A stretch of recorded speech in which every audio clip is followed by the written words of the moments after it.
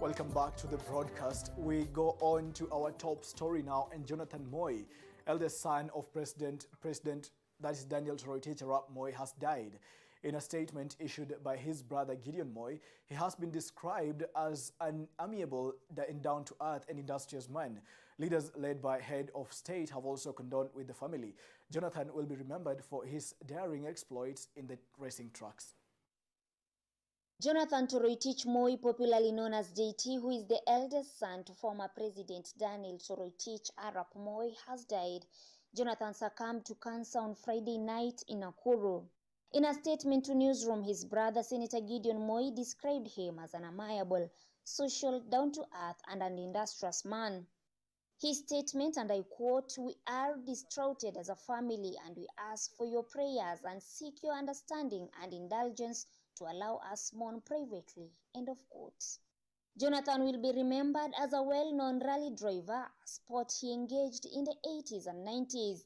In his career as a rally driver, he amassed numerous awards and participated in various competitions. He used to drive a Toyota Celica car and retired from the sport in the early 2000s.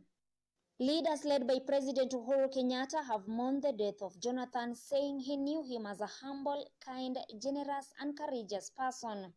And I quote, "As I convey my deepest sympathies and heartfelt condolences to your family and friends, I pray God to grant each one of you the grace and strength to bear with the big loss.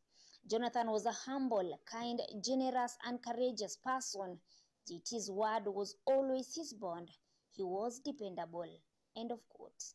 Chief Justice David Maraga joined other leaders in condoling with Moi's family, citing that Jonathan was an outstanding rally driver in the heydays of the Safari Rally.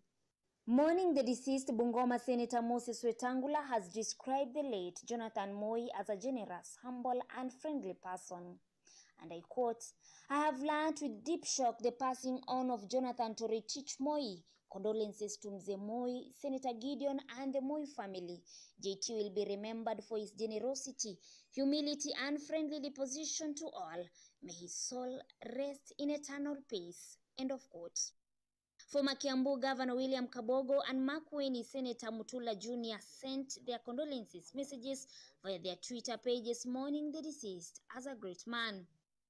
In 2002, Mr. Jonathan contested for the Eldama Ravine parliamentary seat but lost to Mr. Musa Sirma.